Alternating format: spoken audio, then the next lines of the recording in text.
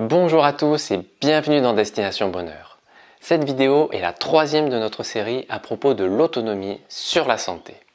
Elle aborde de manière très pratique la façon de développer sa santé et de maintenir une haute vitalité et un équilibre solide en s'appuyant à la fois sur la permaculture et sur les lois du vivant.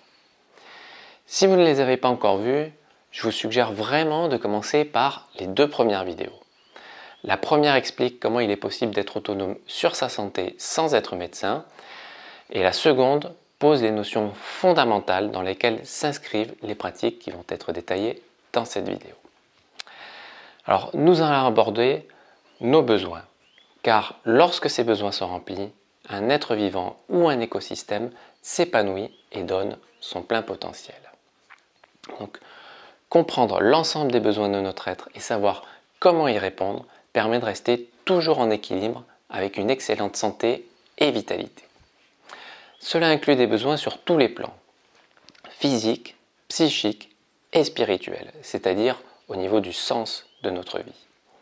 Nous allons ainsi détailler les besoins spécifiques à chaque plan, car les trois sont en effet reliés. Un déséquilibre sur un plan peut générer des problèmes ou des maladies sur les autres plans. Nous allons donc les aborder un par un. C'est parti! On commence par nos besoins sur le plan physique. Ils sont assez simples. Respirer, boire, manger, un repos suffisant, s'activer régulièrement et évoluer dans un environnement adapté et sain. Le corps n'a besoin de rien d'autre. Donc naturellement, c'est à ces 6 besoins de base que vont se rapporter les clés de santé qui suivent.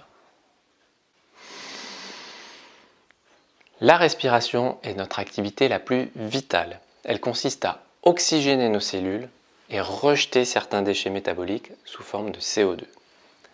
On se focalise rarement dessus tant elle est automatique. Et c'est pourtant dommage car la respiration pourrait être améliorée pour être plus efficace chez la plupart d'entre nous. Pour ça, il faut prendre conscience que la respiration fait intervenir 3 parties du corps. Le diaphragme, dans le ventre, le thorax et les épaules. Une inspiration complète implique les 3. De même, pour une expiration complète. La simple habitude de faire régulièrement des respirations complètes est très puissante. Elle renforce notre niveau de vitalité en oxygénant le corps et elle fait baisser notre niveau de stress. C'est facile à pratiquer à tout moment et n'importe où. C'est juste une habitude à prendre.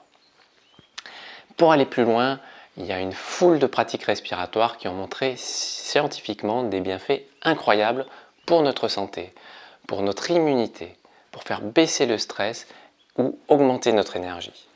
Il y a notamment les techniques Wim Hof, le yoga de la respiration, la gym hypopressive ou encore les soupirs d'épuisement. Ce sont des pratiques particulièrement intéressantes à mettre en œuvre. En termes de masse, nous sommes composés à plus de 70% d'eau. En termes de nombre de molécules, nous sommes même composés à plus de 99% d'eau. C'est dire s'il est important pour nous. Une eau de qualité est donc fondamentale pour notre santé, d'autant que nous en buvons au quotidien. La difficulté, c'est que l'eau du réseau est remplie de poisons. Le chlore, l'hydroxyde d'aluminium, des résidus de pesticides, de plastique, de médicaments et autres polluants. C'est un cocktail qui fait froid dans le dos, d'autant que la plupart de ces polluants ont des effets cumulatifs. Et je vous rappelle que les causes chroniques entraînent des maladies chroniques. Les bouteilles d'eau minérale contiennent elles aussi des polluants liés au plastique des bouteilles.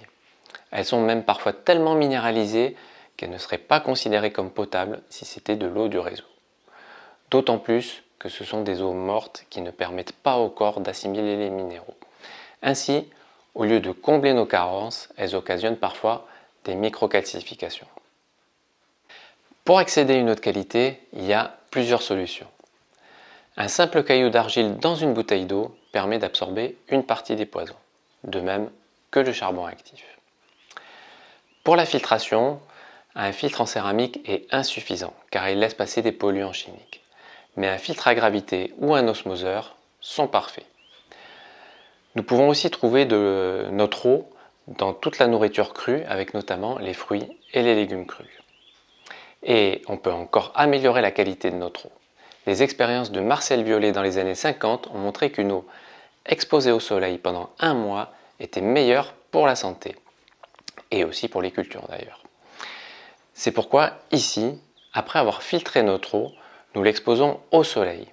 En tout cas, après avoir été exposée, elle est au moins meilleure au goût. Ça fait 10 ans que nous faisons de cette façon, et il nous est presque difficile de boire une autre eau, tellement elle est meilleure. Le bon sens nous dit que le corps a besoin d'une nourriture de qualité, car il se construit et fonctionne avec les matériaux qu'on lui fournit. C'est d'ailleurs un des principes établis par Hippocrate et qui peut se résumer par un aphorisme: que ton aliment soit ton médicament. Alors, que signifie une nourriture de qualité? D'abord, il va de soi qu'une alimentation bio, locale, vivante, naturelle et peu transformée est très largement supérieure à une alimentation industrielle, dénaturée, bourrée de pesticides, d'additifs, de colorants, de conservateurs et arrivant de l'autre bout de la planète. Ensuite, il faut savoir que le sel blanc est un poison. C'est le déchet de l'industrie chimique. Et le simple fait de le remplacer par du sel gris, non raffiné, est un petit pas pour nos habitudes alimentaires, mais un pas de géant pour notre santé. En termes de qualité alimentaire, le summum, ce sont les plantes sauvages comestibles. La plupart sont d'ailleurs médicinales, tout simplement parce qu'elles n'ont pas été dégradées par des sélections faites uniquement sur le goût et qu'elles poussent en général sur des sols bien vivants. Il s'agit ensuite de favoriser une nourriture adaptée. À ce sujet, la permaculture nous fournit plusieurs principes intéressants. D'abord, elle nous encourage à favoriser la diversité. Ainsi, notre organisme peut prélever tout ce qui est nécessaire à notre fonctionnement et à nos besoins. Elle nous suggère aussi de faire avec la nature plutôt que contre elle. Et ça nous fournit un regard intéressant sur la cuisson. Quand on sait que l'homme est le seul parmi tous les animaux vivants et ayant vécu sur Terre à cuire sa nourriture, on peut se demander à quel point c'est vraiment naturel pour nous. On connaît par exemple les méfaits des acides gras trans issus de la transformation à haute température. L'industrie agroalimentaire adore en utiliser partout. On connaît aussi le problème des acrylamides, une substance cancérigène générée par la friture des amidons.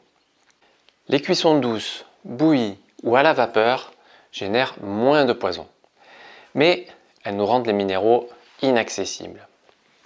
Or, ils sont utilisés partout dans le corps, dans les os, les dents, les cheveux, dans tous les tissus, et ils ont un rôle fondamental pour neutraliser les déchets métaboliques et pour retenir l'eau.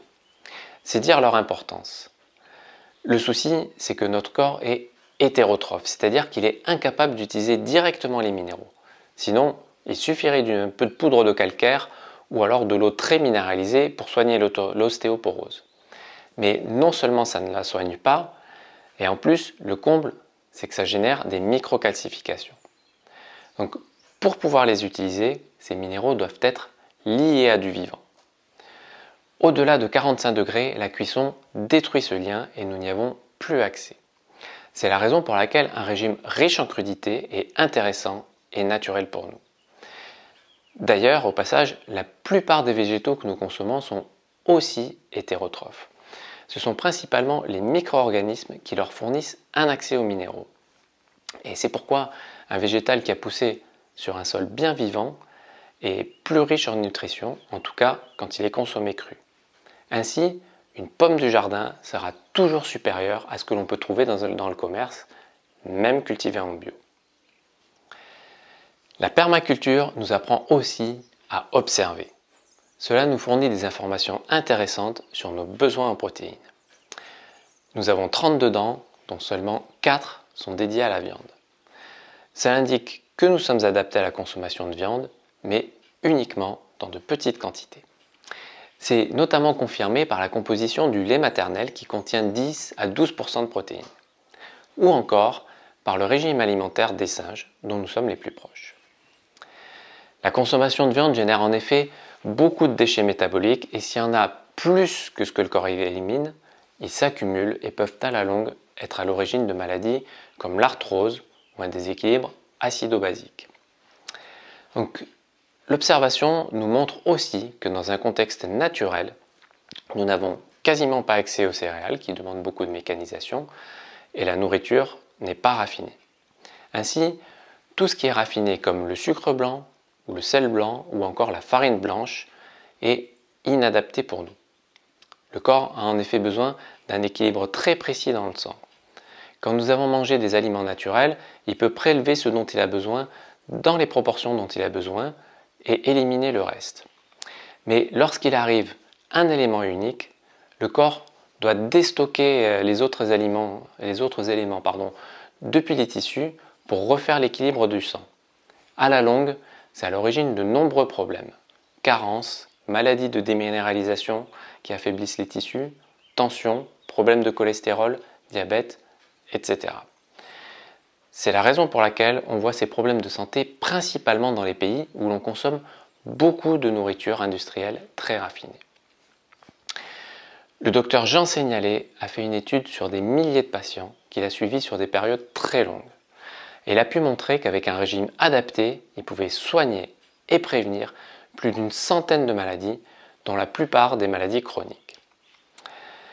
C'est d'ailleurs tout à fait logique car je vous rappelle que tout problème chronique a une origine chronique. Ce régime, qui est complètement en phase avec ce que nous a montré la permaculture, tient en quelques mots. Éliminer ce qui est inadapté, c'est-à-dire gluten, produits laitiers et sucres raffinés. Une consommation de viande seulement en petite quantité. Des cuissons douces, genre cuisson à la vapeur ou en faisant bouillir. Et beaucoup de crudités, des fruits et des légumes. Notons que le soleil aussi est une nourriture nécessaire pour notre corps. Il intervient notamment dans le cycle de la vitamine D, dans le cycle du sommeil, ainsi que sur le psychisme et dans la régénération cellulaire. Donc il est très utile de s'exposer régulièrement, mais bien sûr pendant une durée adaptée. Si on en prend trop d'un coup, c'est l'indigestion de soleil qu'on appelle couramment le coup de soleil. Pour le repos physique, deux dimensions interviennent, le sommeil et le repos alimentaire. Alors, pour le sommeil, voyons déjà ce que pourrait signifier de faire avec la nature plutôt que contre elle. L'homme est un animal diurne, c'est-à-dire qui vit le jour. Si on y réfléchit, ça signifie que nous avons besoin de 8 à 10 heures de sommeil par jour. Un peu plus en hiver, un peu moins en été. Mais quasiment personne ne dort autant. C'est pourtant un moment privilégié pendant lequel le corps reprend de l'énergie, se répare et se développe. Un sommeil suffisant est donc fondamental pour maintenir notre vitalité et éviter les maladies d'épuisement. Ce sont principalement les excitants, thé, café, piment, sucre raffiné qui nous maintiennent éveillés à des heures où notre corps aurait besoin de repos. Ils agissent bien plus longtemps que ce qu'on imagine. Si vous voulez connaître votre véritable état de forme, supprimez les excitants pendant une semaine et vous en aurez un aperçu.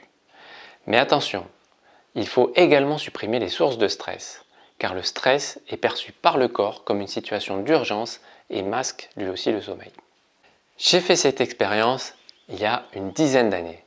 Je pensais que l'impact serait faible car je ne prenais qu'une tasse de thé vert le matin. Mais j'ai ressenti une fatigue intense. J'ai donc arrêté les excitants pour pouvoir réellement me reposer. Et il m'a fallu 1 mois et demi à dormir 10 à 12 heures par jour pour revenir à mon état de forme optimal. Les excitants nous entraînent en effet dans un cercle vicieux. On en consomme pour se réveiller, mais comme ils agissent pendant longtemps, nous ressentons la fatigue avec du retard et nous allons nous coucher plus tard que ce qu'on ne devrait. Il en résulte un sommeil insuffisant et une sensation de fatigue au moment du réveil qui nous incite à consommer un excitant. Notons aussi les effets des écrans qui ont un impact sur notre rythme circadien, c'est-à-dire sur le rythme de notre sommeil, en décalant le moment où on ressent le sommeil. Il y a ensuite le repos alimentaire qui a un besoin de notre système digestif. Le corps met en effet cette période à profit pour nettoyer l'ensemble du système digestif. Les gargouillis que l'on entend parfois quand nous sommes à jeun en sont le signe. Il est ainsi favorable d'avoir une période prolongée sans manger, en tout cas pour ceux qui ont une vitalité suffisante. Ici par exemple, nous ne prenons pas de petit déjeuner. Nous avons donc environ 16 heures entre le dîner et le déjeuner suivant, ce qui laisse du temps à notre système digestif pour se nettoyer. Il faut aussi savoir que la viande nécessite un temps de digestion beaucoup plus long que le reste. Donc plutôt que de manger un peu de viande à tous les repas, il est plus adapté d'en manger plus, mais une fois ou deux par semaine. Ainsi, le reste du temps, les digestions seront plus courtes et laissent beaucoup plus de temps pour le nettoyage de nos intestins. L'activité physique régulière, idéalement dehors et dans la nature, est aussi un de nos besoins fondamentaux. L'observation de la nature nous montre d'ailleurs qu'en dehors des périodes de repos, les animaux sont tout le temps en activité. Cette activité est nécessaire à une élimination correcte de nos déchets métaboliques. C'est la lymphe qui s'en charge et contrairement au sang qui est pompé par le cœur, la lymphe n'est pas pompée. Ce sont nos mouvements qui la font progresser jusqu'aux organes d'élimination, le foie, les reins, les intestins. D'où l'importance de l'activité physique qui permet notamment de réduire les problèmes liés à l'accumulation de déchets. Elle n'a pas besoin d'être intense, elle a juste besoin d'être régulière. Ainsi, la marche à pied est très utile pour notre santé. L'activité intense a d'autres vertus, à condition qu'elle s'approche de nos limites sans les dépasser et qu'elle soit suivie d'une période de récupération suffisante. Dans ce cas, elle aide à développer notre vitalité et les capacités de notre corps. C'est ce que l'on appelle l'hormèse. Mais attention, quand nous dépassons nos capacités adaptatives, le corps se dégrade au lieu de se développer. Il est donc important d'apprendre à écouter son corps. Dernier besoin physique, celui d'évoluer dans un environnement sain et adapté. Il s'agit déjà d'éliminer ou au moins de limiter les poisons connus. Il y a du boulot tant la chimie s'est insinuée partout dans notre vie. Il est même assez incroyable que nous soyons capables de résister aussi longtemps vu le niveau de pollution auquel nous sommes soumis. J'ai déjà abordé les poisons dans l'alimentation, mais ce sont loin d'être les seuls. Nos maisons en sont souvent remplies, à commencer par les soi-disant produits d'hygiène. Il suffit de lire la composition pour comprendre qu'il s'agit de produits bien chimiques. Et on le sait peu, mais bon nombre des produits qu'on applique sur la peau passent dans le corps. C'est le principe utilisé par les patchs médicamenteux ou encore les crèmes anti-inflammatoires qui sont appliquées sur la peau mais qui agissent dans le corps. Ainsi, les parfums, les déodorants, les shampoings, les gels douche, les crèmes solaires, les crèmes hydratantes, les crèmes anti-rides, le maquillage, les produits démaquillants, le dentifrice, le bain de bouche, la mousse à raser, l'après-rasage, le gel hydroalcoolique et autres sont tous remplis de produits chimiques dont une grande partie passe dans le corps. Quant aux produits de l'entretien de la maison, javel, liquide vaisselle, désodorisant, produits pour la vaisselle, lessive, adoucissants, ils sont encore plus toxiques. Nous les subissons également au quotidien en respirant leurs émanations ou par contact. Certains, comme la javel, sont des oxydants parmi les plus puissants qui existent. Cherchez l'erreur. D'un côté, nous mangeons des fruits pour avoir des antioxydants bons pour notre santé. De l'autre côté, on baigne dans un environnement rempli d'oxydants puissants. Donc, tous ces cocktails chimiques nous empoisonnent au quotidien. Et il me semble que dans ce domaine, nous sommes très loin de faire avec la nature plutôt que contre. Il est donc essentiel, tant pour notre porte-monnaie que pour notre santé, d'éliminer ou en tout cas de limiter autant que possible ces produits pour les remplacer par leur équivalent naturel. Un simple savon de Marseille ou encore mieux un savon fait maison répond à tous les besoins d'hygiène. Il est bien plus naturel, il nettoie, il dégraisse et il dure bien plus longtemps que les produits concurrents remplis de chimie. Il est utilisable pour nettoyer le corps, la vaisselle, la maison et même le linge. Pour la beauté et l'entretien de la peau, un principe élémentaire devrait être de n'appliquer sur la peau que des produits comestibles. Nous sommes ainsi certains qu'ils sont inoffensifs. Des huiles alimentaires font par exemple très bien l'affaire, ou encore de l'aloe vera. Et des solarisations de fleurs du jardin entretiennent tout en parfumant agréablement. Pour l'entretien un peu plus musclé de la maison, le vinaigre et le bicarbonate sont très efficaces tout en étant inoffensifs. Le dentifrice peut être remplacé par de l'argile ultra ventilée qui permet d'éviter la présence de silice qui serait trop abrasive. Ça ne mousse pas, mais c'est tout aussi efficace. Et un brossage tous les 2 mois avec de la poudre de charbon actif permet de détartrer. La lessive chimique peut être remplacée par du savon de Marseille ou encore mieux par de la lessive de lierre. Très facile à faire et efficace même avec du linge blanc. Il y a donc plein de solutions qui sont à la fois simples, naturelles, économiques et bonnes pour notre santé. Alors ça vaut vraiment la peine de changer nos habitudes. Si vous avez suivi jusqu'ici, j'imagine que vous avez compris que, hormis une situation d'urgence ou une faible vitalité, il vaut mieux limiter les médicaments au strict minimum. Dans l'immense majorité des cas, non seulement ils coupent les symptômes, c'est-à-dire l'effort que fait le corps pour rétablir l'équilibre, mais ils ont souvent des effets dits secondaires. En réalité, le mot est mal choisi. Enfin, ça dépend si on se place du point de vue du malade ou du point de vue de l'industrie pharmaceutique. Mais en tout cas, il serait plus juste d'appeler ça des effets indésirables, car ils n'ont rien de secondaire. Et certains polluent le corps de façon durable. Il est d'ailleurs intéressant de lire la notice avant de prendre un médicament. En général, c'est très révélateur. Une mention spéciale pour les antibiotiques. Cette fois, ils portent très bien leur nom qui signifie littéralement antivie. Ce sont en effet des molécules destinées à tuer des bactéries qui sont des organismes vivants. Rappelons que la plupart de ces bactéries fonctionnent en symbiose avec nous et sont même vitales pour nous. Nous avons ainsi plusieurs kilos de bactéries dans notre corps et si on regarde leur nombre, elles sont même 10 fois plus nombreuses que nos propres cellules. C'est dire leur importance. En ce sens, elles font partie de nous et de notre identité. En fait, elles constituent une partie de notre système immunitaire. Elles sont notamment présentes sur toutes les surfaces d'échange entre l'intérieur et l'extérieur du corps, comme les intestins, la peau, le nez, les poumons, et participent à filtrer ce qui rentre ou non dans le corps. Nombre de maladies sont ainsi liées à un déséquilibre bactérien, comme l'autisme, l'obésité, les infections fongiques ou les allergies. Les bactéries influent même sur nos réactions et sur nos émotions. C'est dire à quel point notre identité est liée à notre flore microbienne.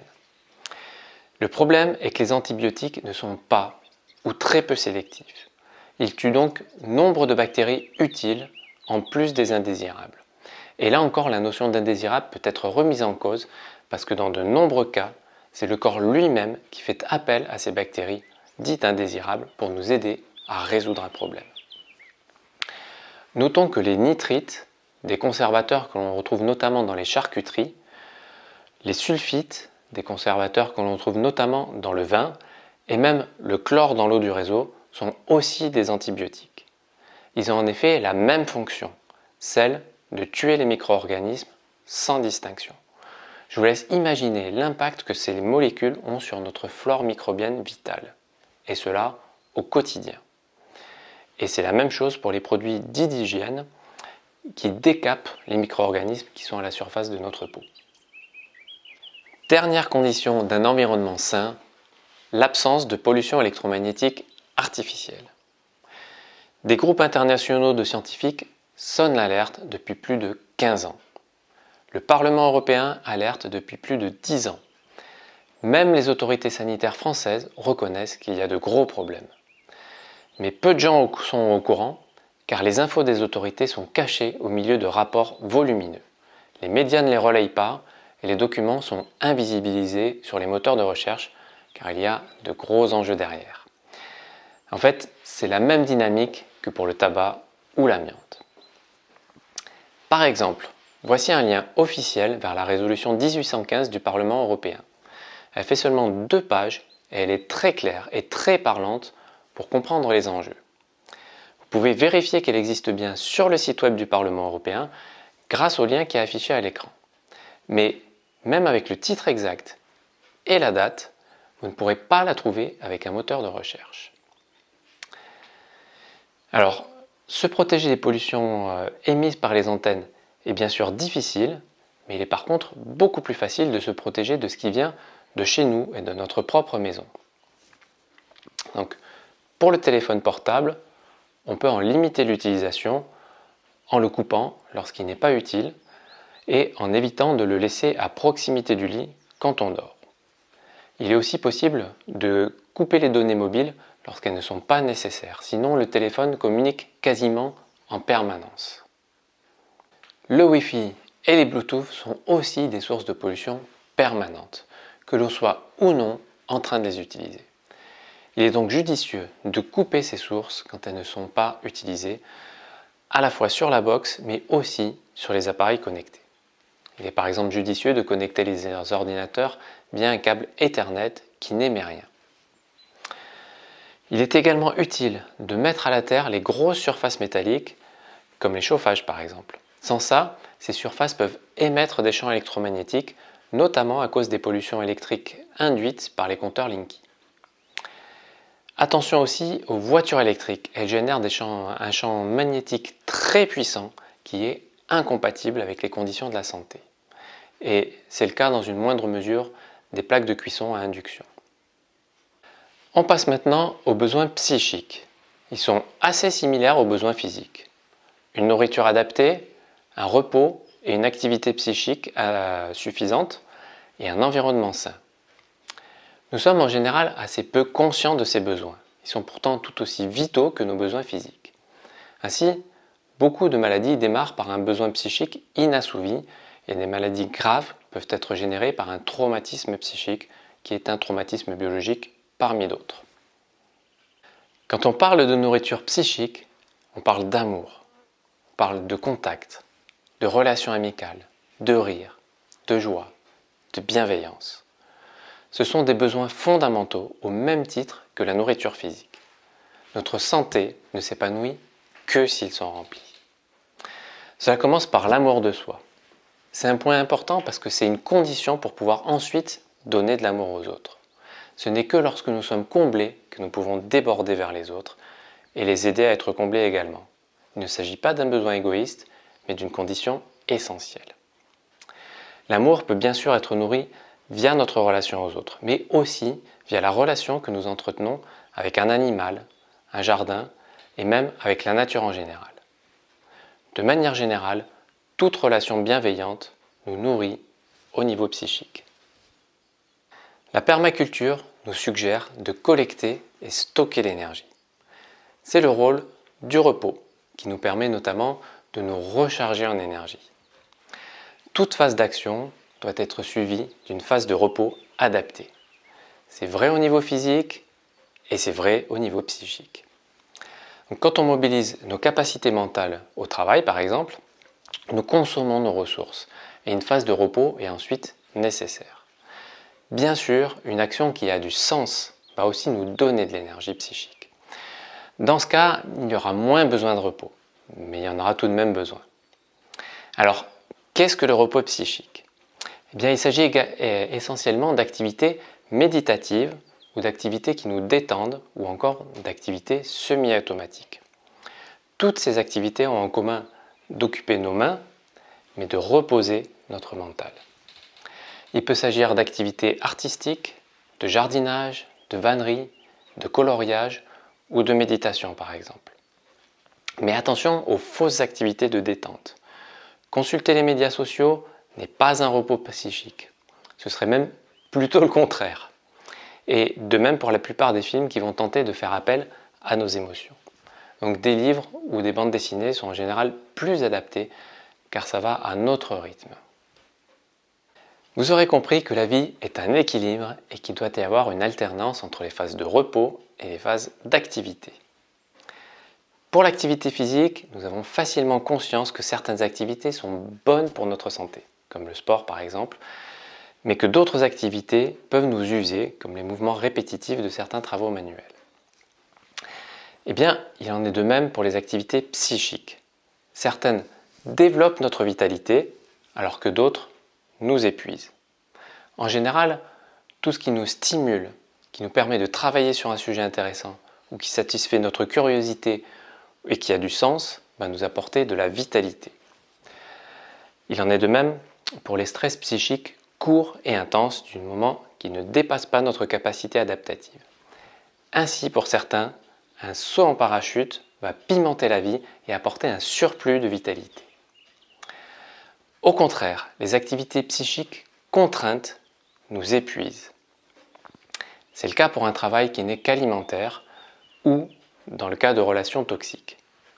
Dans ce cas, il sera nécessaire d'adapter le repos psychique en conséquence.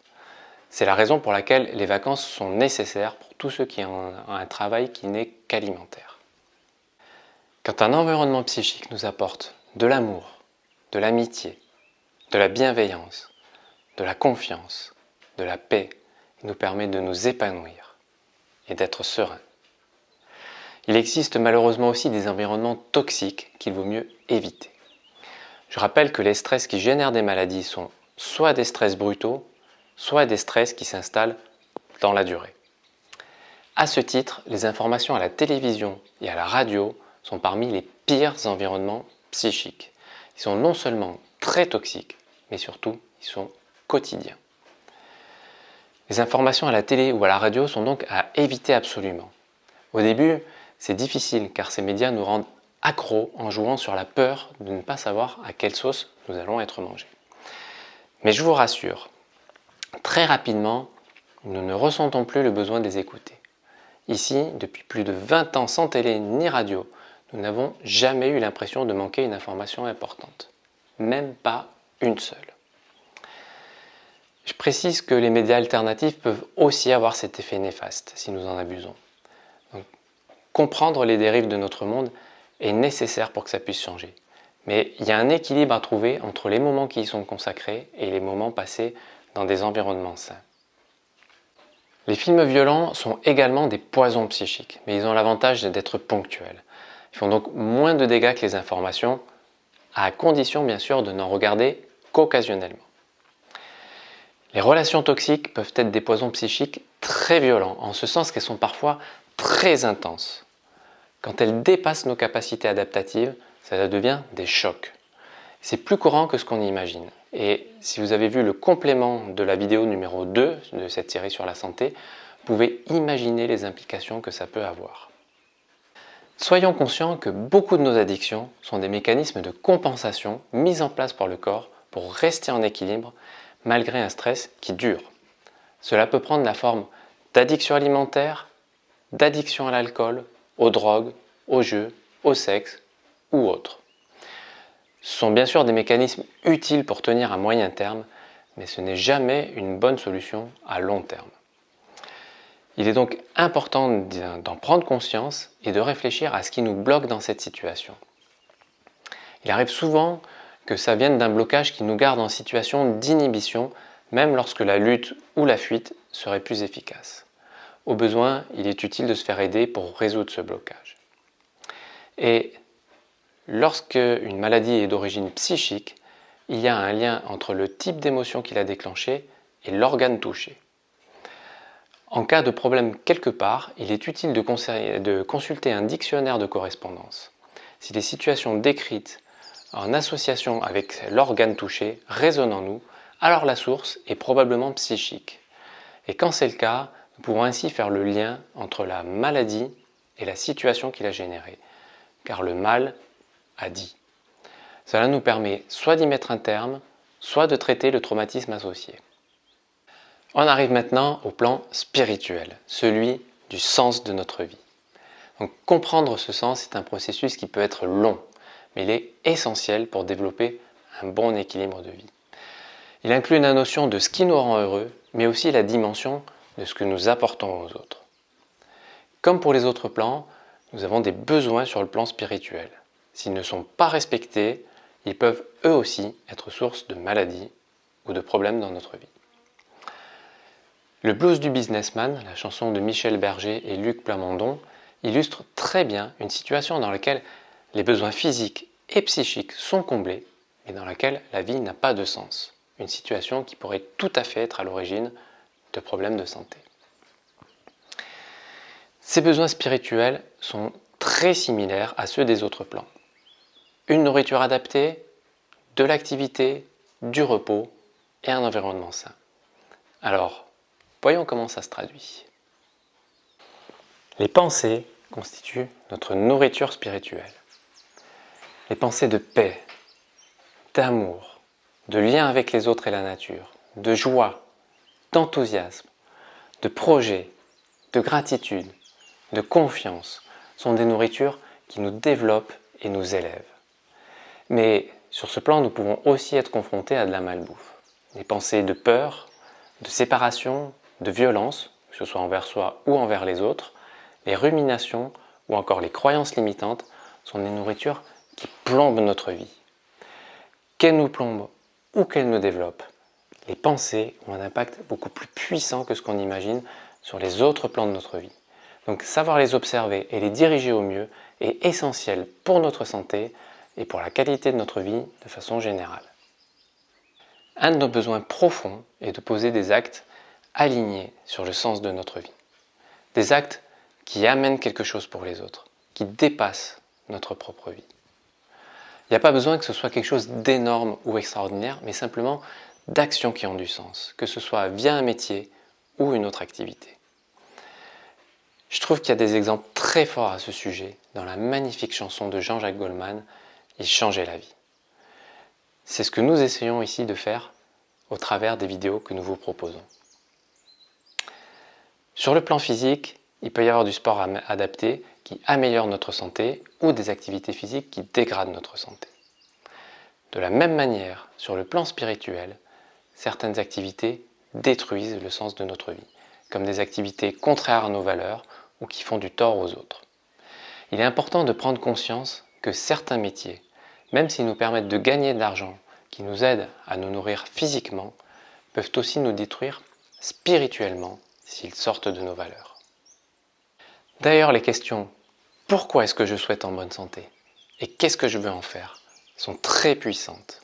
Les réponses sont susceptibles de nous donner une motivation qui peut déplacer des montagnes, que ce soit pour développer ou revenir à un état de santé fort, mais aussi pour agir et participer à faire une différence positive dans ce monde. Vous avez compris que la vie est un équilibre dynamique et qu'une alternance est nécessaire entre les phases d'activité et de repos. C'est vrai aussi pour le plan spirituel. Sur ce plan, le repos consiste à prendre soin de soi, à se faire plaisir, à se développer personnellement. Ça n'a rien d'égoïste car cela nous donne l'énergie nécessaire pour pouvoir ensuite agir à quelque chose qui nous dépasse. Ce n'est que lorsque nous débordons que nous pouvons donner aux autres. Enfin, sur ce plan, un environnement sain consiste à s'entourer avec des gens qui partagent nos valeurs. Cela permet de se soutenir les uns les autres pour construire une vie qui a du sens et qui correspond à nos aspirations. Ça permet aussi des échanges qui vont nous nourrir mutuellement. Je rappelle, comme pour les autres vidéos de la série, que si vous décidez de mettre en application ces principes, vous en êtes le seul responsable. L'autonomie est l'outil de la liberté et la liberté est indissociable de la responsabilité. À vous donc d'avoir du discernement et d'appliquer uniquement ce qui vous semble juste et adapté à votre situation et à qui vous êtes. J'espère que cette série de vidéos vous aura donné les bases ainsi que des solutions concrètes pour que vous soyez en mesure de prendre votre santé en main. J'espère qu'elle vous aura apporté un point de vue différent de celui de la médecine chimique. Un point de vue qui s'intéresse à l'environnement dans lequel nous vivons, à notre parcours, notre histoire de vie, pour comprendre qui nous sommes et où nous en sommes. Un point de vue qui fait confiance au vivant et à ses mécanismes d'une perfection extraordinaire. Nous avons tout en nous pour être en santé forte et avoir une grande vitalité. J'espère aussi que vous aurez pris conscience que la santé est un équilibre dynamique, que nous devons veiller à équilibrer l'activité et le repos, le stress et la détente, le développement personnel et la participation à ce qui nous dépasse. Je remercie tous ceux qui nous soutiennent via le financement participatif sur Tipeee. Cela nous permet de pouvoir consacrer du temps pour préparer les vidéos. Je vous rappelle également que nous avons une playlist dédiée à l'autonomie sur la santé dans laquelle vous trouverez aussi d'autres vidéos que celles de cette série. Je vous souhaite du fond du cœur de pouvoir développer une santé forte et une autonomie qui vous permettra d'agir et de participer à faire une différence positive dans ce monde. Et je vous dis à très bientôt!